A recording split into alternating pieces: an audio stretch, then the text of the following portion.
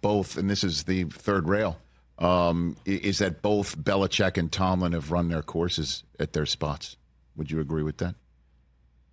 I just can't see how, unless Belichick wants to live in Southern California, coach the Chargers, and sell his boat in Newport, off of Newport Beach. Mm-hmm. I mean, I can't see you getting rid of Bell. The Robert Kraft that we know, I don't even know how you do that. I don't even know how you do. I can't even. People keep saying, and I'm like, how do you put that into words? Mm-hmm. Like, what do you tell Belichick? Because he clearly is still one of the greatest coaches of all time. I'm not discounting that. Now, he's always been the bad judge of talent. He hasn't always picked the groceries. Yeah, it hasn't always cooked the food that he wanted to, the dish that he said he was going to make. But he finds ways to win. Damn straight and I just could not ask him that. And then I believe Mike Tomlin. Some of the Pittsburgh Steelers, when they lost their GM, that's the difference in this team.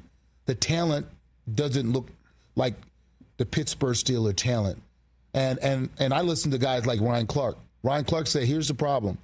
And I was like, that might make sense. The Pittsburgh Steelers used to draft the best available talent, not to what they needed.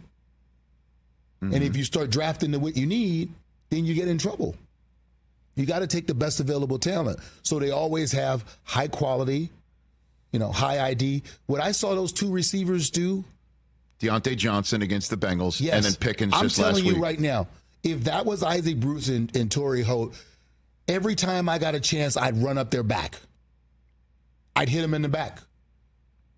Like, you're not going to, that is like not. On the field during a play. On the field, yes. They're going to get in contact. You either block or get ran over. What they're doing, that's not even football, man. Watching them two stand up, he watched the ball and the other guy get out of the way, just let a guy go hit the running back. Well, that's why people are putting that on Tomlin. Like, isn't that the head coach to fix that? Not Jalen Warren's responsibility or Najee Harris's responsibility? Your best two receivers, can you win games without them two?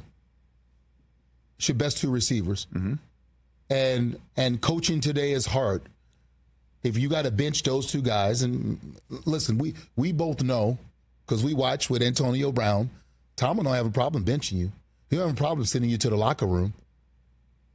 But in today's climate, you got to win games.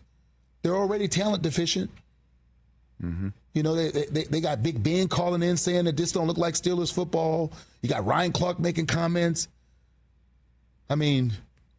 Well, the Tomlin I saw looked as engaged as ever when I saw him. And by the way, same guy, same everything. And T.J. Watt's like, I would run through a wall for Rich, this guy. how did they win games early in the year with Matt Canada doing what he did? Now, if there's a thing, the fact that his loyalty to his coaches sometimes, Canada, the proof was in the pudding. He wasn't up for the job. It didn't fit what they were trying to do. He wasn't the guys to cook those groceries. Like, it didn't fit. But Tomlin's loyalty is that's who he is. But you're not going to tell me that guy can't coach. If they let him go, I mean, it'd be a fire sale for people trying to get him. Catch the Rich Eisen Show every single day on the Roku channel, 12 to 3 Eastern, for free.